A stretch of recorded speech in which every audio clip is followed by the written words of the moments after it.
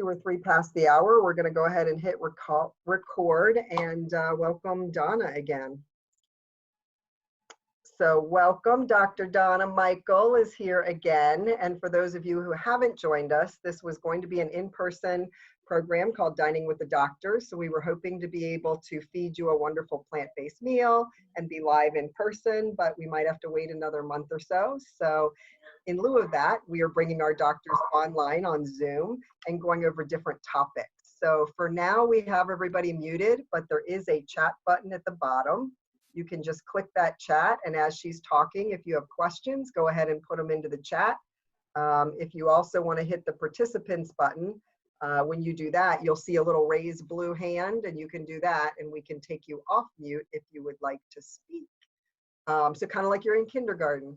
So with that, I'm going to turn it over to Dr. Michel and just thank you so much for talking to us today about physical exercise. So yeah, turn it over to you. Great. So I hope with the lovely day that we had today, everybody had the opportunity to do a little bit of this before we got to talk about this evening. But we're going to delve a little bit into incorporating physical activity into our daily lives and really why that's important and what the many benefits are that we can get from doing that. So, well, if I could get my slides to advance, that would help. There we go. So we'll go back and just define what is physical activity. Now, if you were on the first webinar with us when we talked about lifestyle choices to boost immunity, we talked a little bit about this, but I'm just going to go ahead and review for those who weren't with us the first webinar what physical activity actually is. So this is any movement of the body that is done through skeletal muscle contraction, so moving our muscles, that causes expenditure of energy beyond our baseline of just sitting or lying down. So really, almost any movement that we do would be considered physical activity. So walking, or yard work, or housework, or any other sorts of physical activity, dancing, you know, playing with the kids, that's all considered physical activity. So we know that there are a number of overall benefits on people's health when they participate in regular physical activity. So first of all, people have higher health-related fitness. And fitness is really your ability to do what you want physically for as long as you want without getting too fatigued. So fitness is kind of important. When you're regularly active, you have better fitness. We know that physical activity allows us better control and maintenance of healthy weight. And finally, physical activity reduces people's risk of chronic disease and debilitating medical conditions. So kind of on a global perspective, there are a number of different things that physical activity can have positive impacts in our life. So how much do we actually need? There is a set of guidelines that were released, the U.S. Physical Activity Guidelines for Adults, and they recommend that we get 150 minutes per week of moderate intensity physical activity. So that's physical activity during which you could carry on a conversation with someone else, or you could do 75 minutes a week of vigorous intensity physical activity, which is where you could not be conversing with someone else, so perhaps running or more rapid bicycling or swimming, or you can do an equivalent combination of both. So for every 1 minute of vigorous intensity physical activity you do, that counts against for 2 minutes of the moderate intensity physical activity. And they made these recommendations because this was the amount of physical activity at which people really seemed to get good benefit, and you really didn't have to do a whole lot more than that. You can still get additional benefits, but the sweet spot really seemed to be at this level. So the first physical activity guidelines were actually released back in 2008, and there were some key points from those guidelines. First of all, we know that regular physical activity reduces the risk of many adverse health outcomes. And what they found is that there is a dose-response relationship, meaning the more physical activity you get, the higher the dose of physical activity, the higher the benefit. But when you have a dose-response curve, it also means even low levels of physical activity provide benefit. So really, any amount of activity is better than none at all. Now, in 2018, these physical activity guidelines were updated. And in terms of the duration and intensity of activity, those remained the same. But the 2018 guidelines provided some additional information based on new knowledge about additional health benefits and more specific health benefits associated with physical activity. So first of all, they showed that physical activity actually improves sleep. And if you recall, in our first lecture on lifestyle choices to boost immunity, sleep was very, very important, not only for our immunity, but also for our general health. And so when people are more physically active, they tend to have an easier onset of sleep, their duration of sleep is better, and their quality of sleep overall is better. So that has important health benefits. They found that physical activity also improves mood for people. So for people who had depression, they found that regular physical activity reduced depressive symptoms. But for people who did not have depression, it actually reduced your risk of ever developing a clinical depression. So that was pretty helpful. They found that physical activity reduces feelings of anxiety. So that's whether they be transient or whether you're having trouble with a chronic anxiety disorder. And finally, people who were regularly physical active had improved perceived quality of life. So they just kind of felt better in general about their lives because they were more physically active. So if you see our picture here, the little guy in the center with the smiley face is the one who's physically active, and perhaps the other ones need to get up and get moving around just a little bit.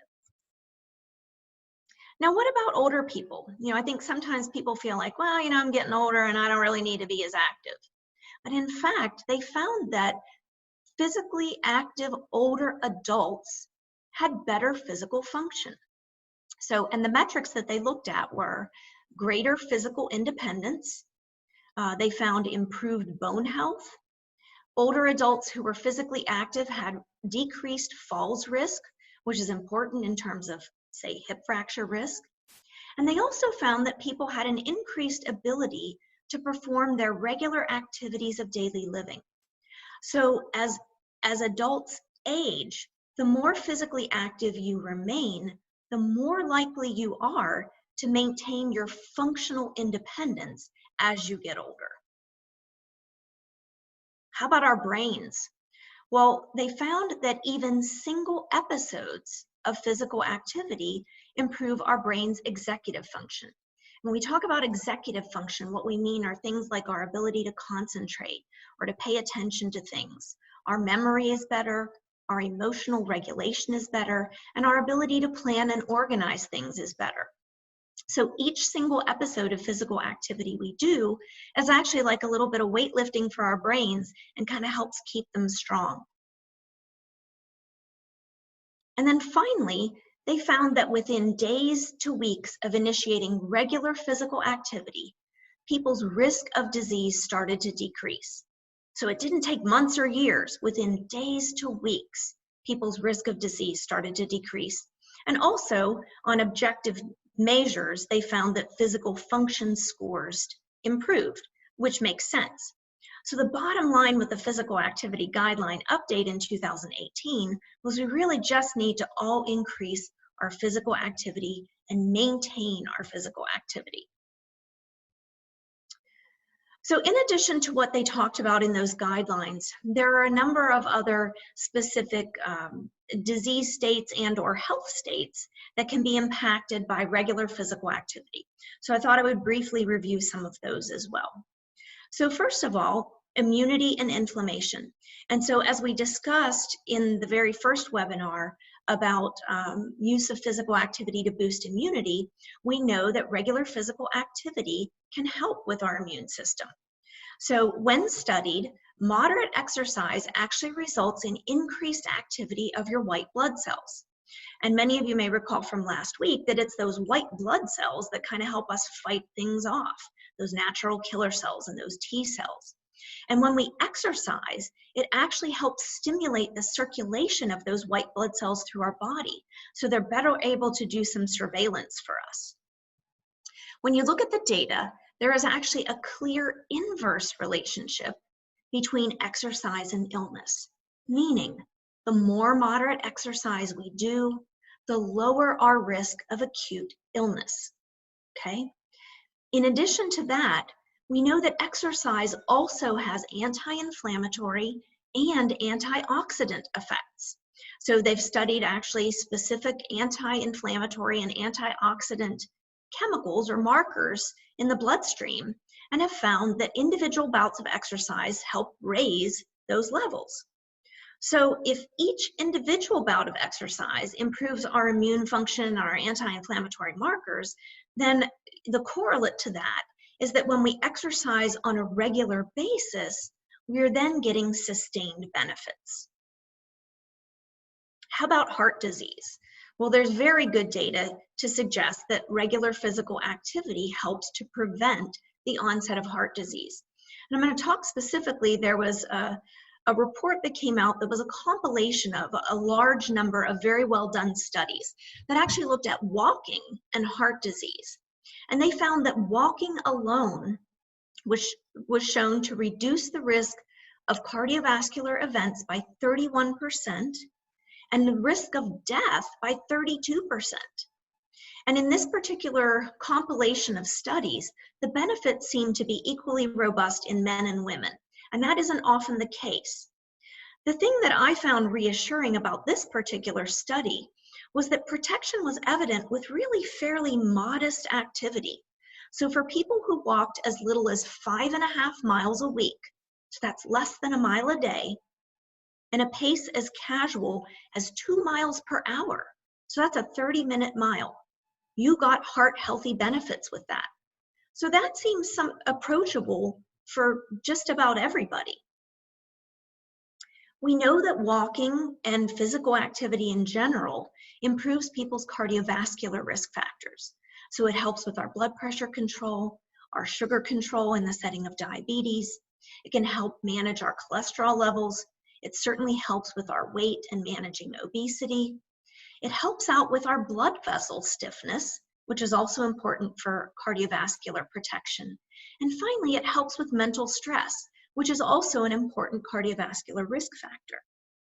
Now you might think, well, what if I already have these things? Maybe it's too late and the horse is out of the barn.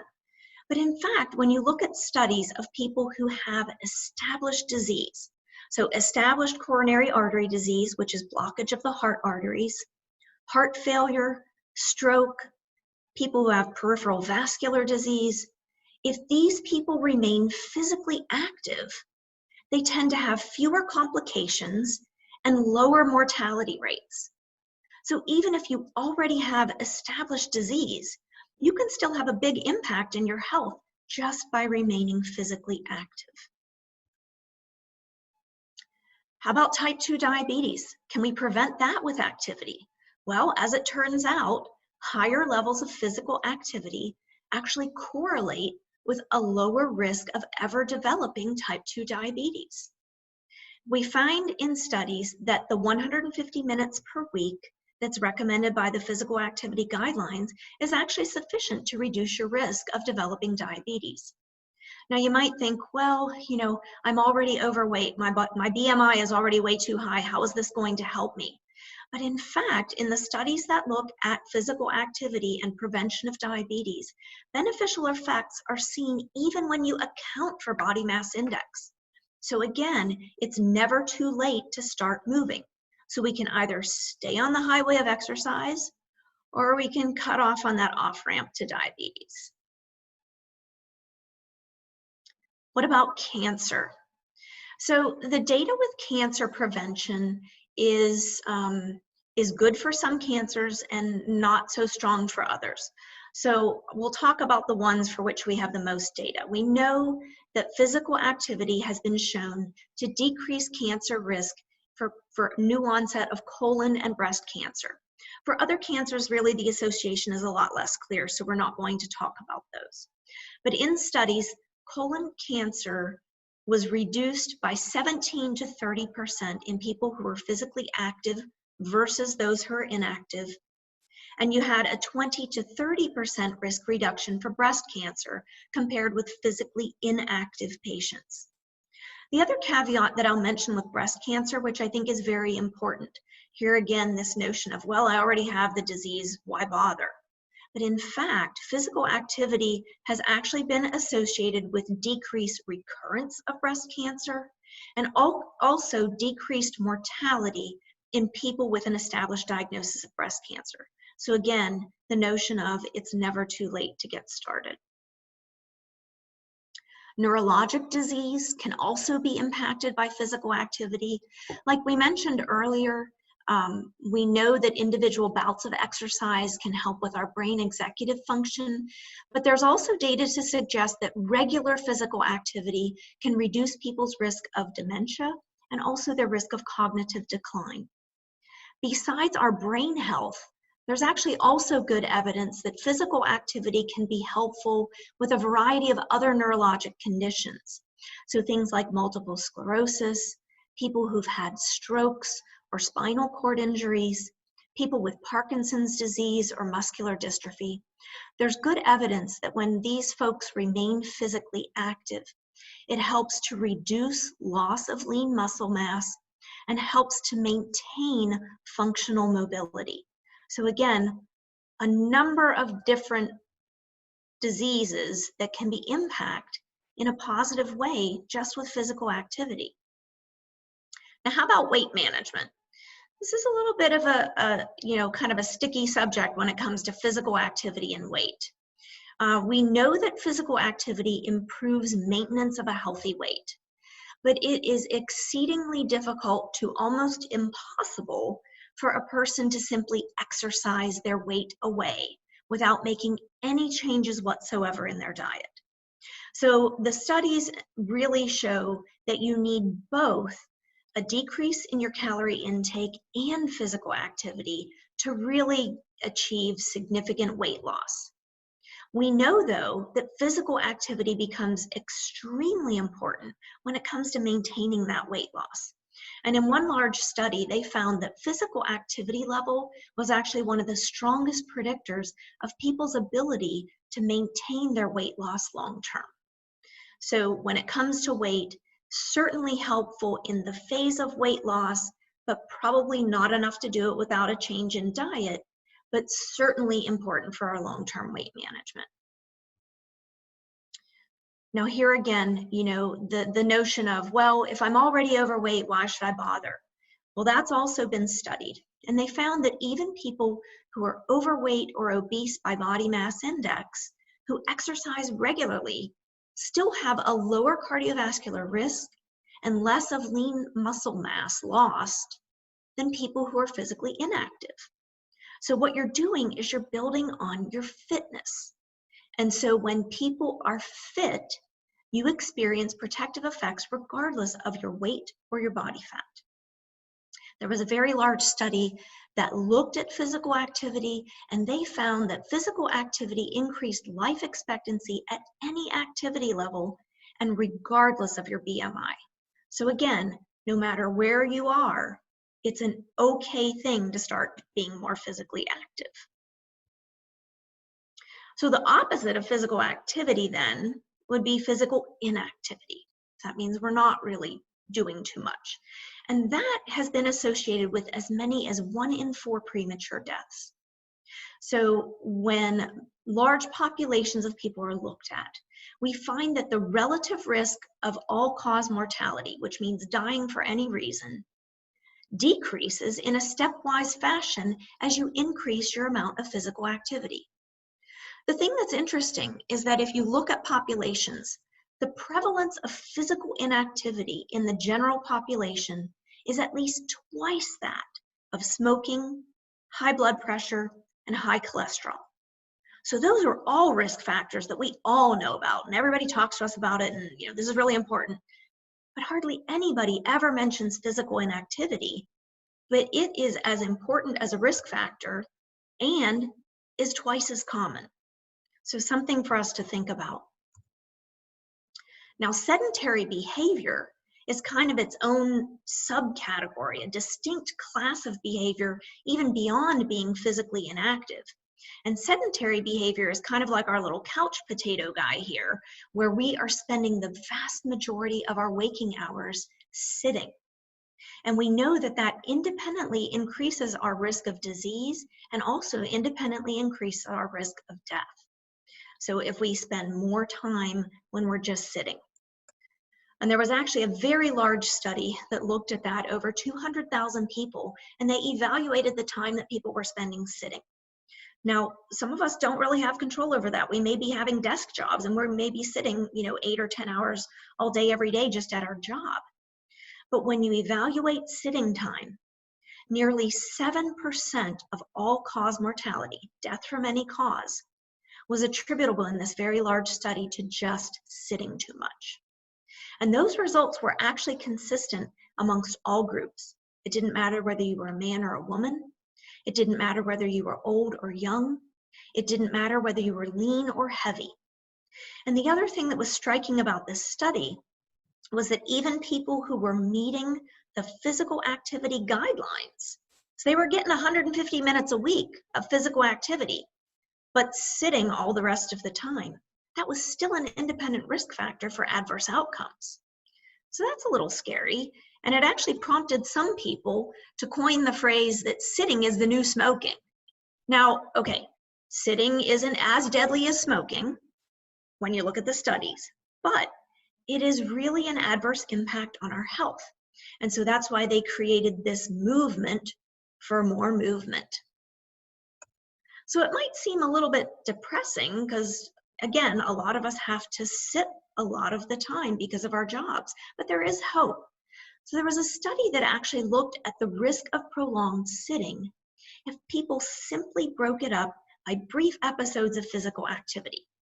So these researchers divided people into groups where, the one set of people were all sitting all the time. And then the other folks were asked to break up those periods of sitting with just 2-minute bouts of walking throughout their day, every 30 to 60 minutes or so. And some people were asked to walk just very lightly, and some people were asked to walk with a little bit more moderate intensity, but nobody was more than moderate intensity. And what they found in this study was that blood sugar and insulin levels actually decreased with walking, even just 2 minutes every so often. And the benefits occurred regardless of whether you were just casually sauntering around during that 2 minutes or if you were, more briskly moving. So I think that's actually pretty helpful. All we need to do is just a little bit at a time. So how does one get started with this? The first thing that you want to do is that you want to pick physical activity that you actually enjoy. You're not going to do something if you don't enjoy doing it. So if you absolutely hate jogging, don't pick jogging.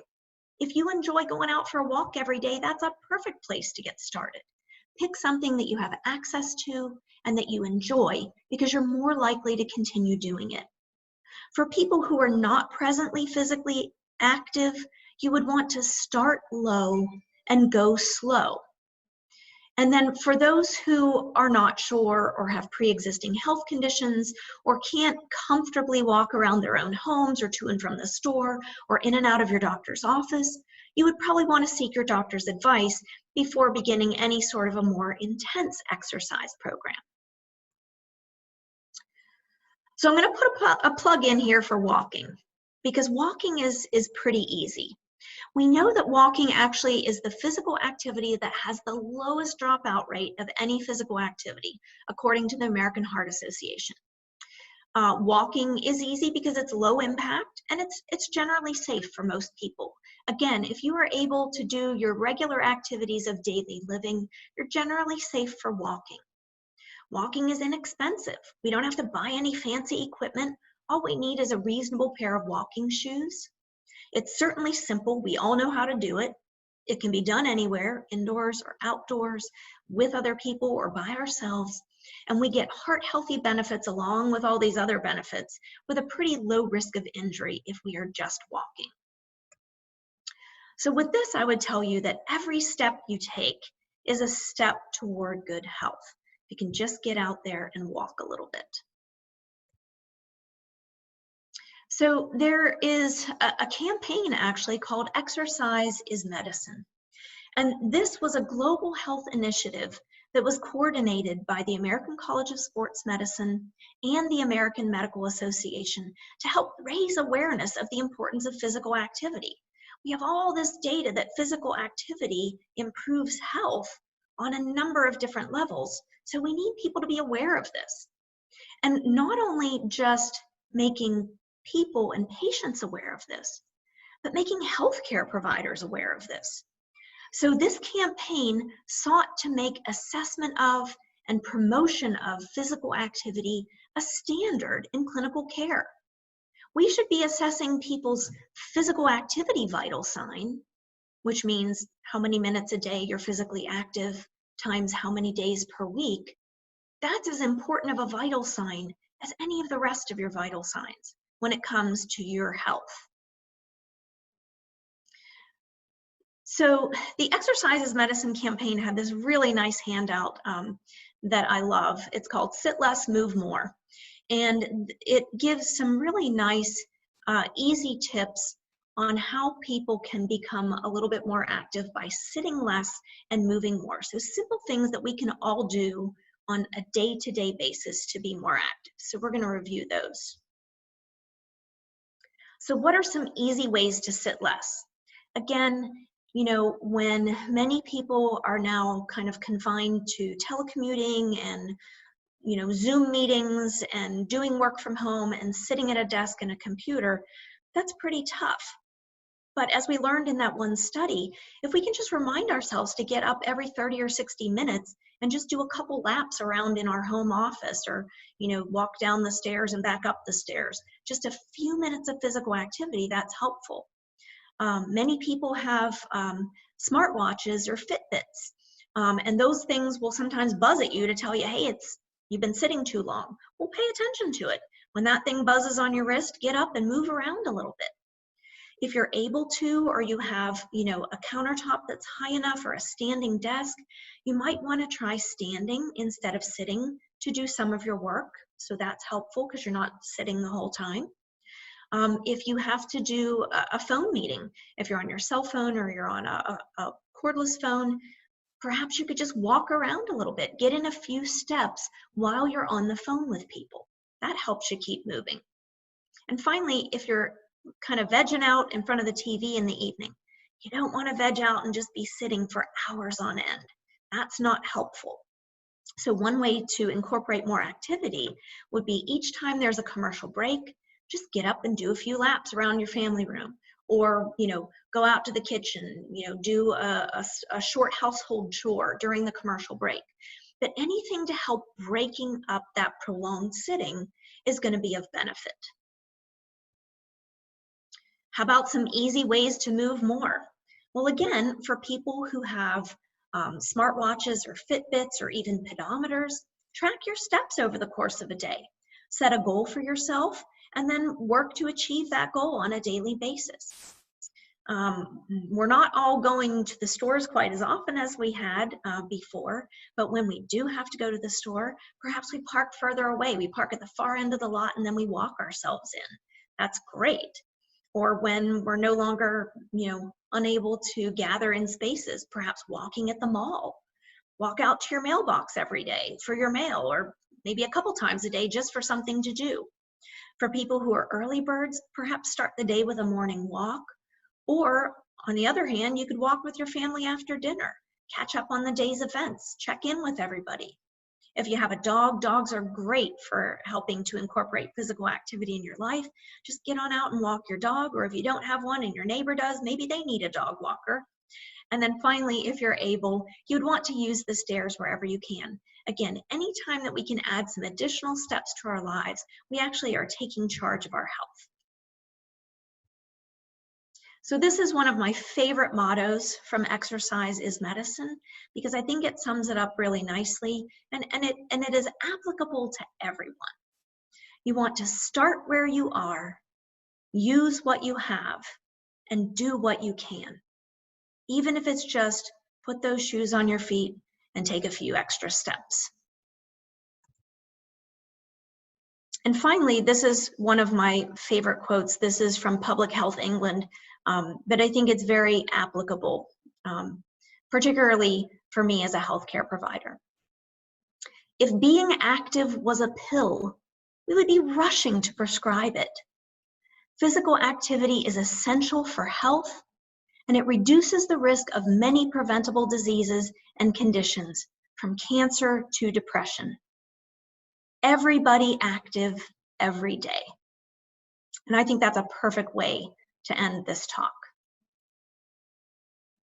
I've put my contact information here. If anybody has any general questions about lifestyle medicine or about plant-based diets, you can always reach out to me via email at onlyplantshere@gmail.com. And I've also put my Instagram and my Facebook contacts if those are easier for people. And with that, I will simply ask if there are any questions and show you a picture of one of my physical activity ventures, which was a bicycling trip on the Great Allegheny Passage. I love it. Thank you so much, Dr. Michael. I did have a question come in about stretching. What is your advice on stretching, especially as we get a little older, some of us, stiffness kind of sets in. What is your advice around stretching? Yeah, so stretching is actually, I focused on primarily kind of the movement guidelines, but stretching is actually part of the physical activity guidelines for adults. They recommend that people stretch for 10 to 20 minutes, 2 or 3 times a week. And again, you want to work on trying to stretch major muscle groups. So you wouldn't want to just only stretch your arms or only stretch your legs. So you would want to work through that. Stretching is best done without pain. So you don't want to like stretch yourself to a point of like, oh, that really hurts, you know. You want to kind of build up to things, and it's often easier for people to stretch once they've done a little bit of physical activity so that their muscles are a little bit warmed up. It's a lot easier to do then as opposed to just kind of, you know, sitting and suddenly doing a forward bend. Awesome. Great advice. I know I work for corporate America and Cisco. You know, when that campaign came out that sitting is the new smoking, I saw so many people go out and get the stand-up desks. They got the, you know, treadmill with the desk on it. And they were encouraging us, just turn off your video and take some of your calls on a walk. Yes. Because a lot of people, you know, would turn on their video for their first call at 8:30 in the morning, wouldn't turn it off till 5, and didn't feel like they could do that because we sell video technology, and we say, oh, you know, you need to be on video because we're selling this technology, you have to use it. But people said, no, it's okay. You can turn it off and have some conversations and walk.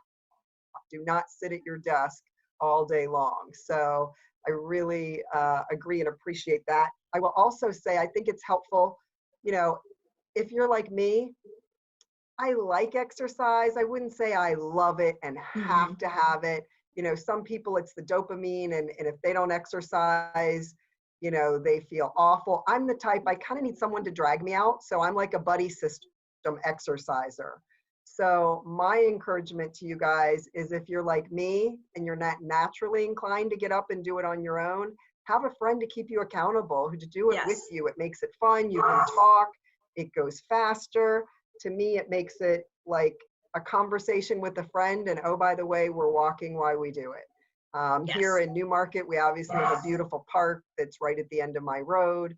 So that's one of the ways that I have my friends keep me accountable to get me out and walk and stretch and do all, you know, there's tennis courts, there's all kinds of fields over there. So anyway, such a great, and some of your statistics were mind-blowing. And like you say, if we could put that in a pill, I mean, imagine, and yet it's free and available to us all day, and we don't take advantage of it like we should. So I really appreciate the reminder for us all to just get out there and get moving. Just start somewhere. Exactly. And you know, I think for me, again, the reassuring part about many of these studies is that it takes a lot less than you think. And so I think there is a tendency for people to dismiss small amounts of activity. But if you are doing 2 minutes here, 5 minutes there, maybe 10 or 15 minutes when you have a little extra time, but all of that really adds up over the course of a day. And so I would encourage people not to dismiss even small amounts of activity because it actually does make a big difference. Yes, I think sometimes we can get discouraged. We see people like you Mhm. that are running marathons or doing 30 miles on your bike. And sometimes, I mean, just get to the end of your street, get to the end of your driveway, wherever you are, just know that every day, if you can push it a little bit, it's your goal, not what other people are doing. And so to that end, there is a national organization called Walk with a Doc. Yeah. And Walk with a Doc is actually a walking group, but I actually founded a chapter here in Winchester, which we were having fantastic turnout before, of course, everything had to get shut down. But the purpose of Walk with a Doc was just to show everyone that, all we need to do is just get out and move together a little bit. And so we would meet, I would give a little health talk at the beginning for just, 5 or 6 minutes. And then we would all go out and walk for the remainder of the hour. And people could walk as much or as little as they wanted. You did not have to walk the whole hour. You could go as slow or as fast as you wanted. And I think we had such amazing turnout, and uniformly people said, this is so great because it inspires me to keep doing it. And then the beauty of that was that we were doing them monthly and bi-monthly, but people were meeting other people and then being able to kind of independently in tinier groups walk on their own. So, I think that is also a good thing to look into. I know that would be a haul for you guys to come this direction, but I will tell you that a colleague of mine who is a cardiologist in Harrisonburg had actually just founded a chapter in Harrisonburg right before things kind of went awry. And I think their first walk, they may not have even been able to have their first walk because it was scheduled for March. But that might be something to look into. And I would tell you, for people who are interested, walkwithadoc.org, they actually are offering, it's a great site. They have little video snippets, and they are actually doing virtual walks every weekend. Awesome. So you can log in to walkwithadoc.org and find, I think they're doing them on Facebook Live perhaps, but they have different doctors in different places throughout the country doing a little health snippet, and then they're encouraging people to go out and walk for a little bit. I love it. And eventually, maybe in the next year, we'll get a Newmarket one going at the beautiful park we have here. So that's definitely in the back of my mind, as we're going to have different cooking classes and live events, that it definitely could break off into that kind of chapter. So thank you so much for coming. Thank you, everybody, for joining tonight. Next week, you can join us to see Dr. Jim Sharps. His is going to be more of a testimonial. He has a pretty incredible story of how he came to the health message. And so it's going to be more of an inspiring story, which I love. So I'll see you guys next Sunday, same time, same place. And I hope you all have a wonderful evening and a great week. Thanks, everybody. Bye.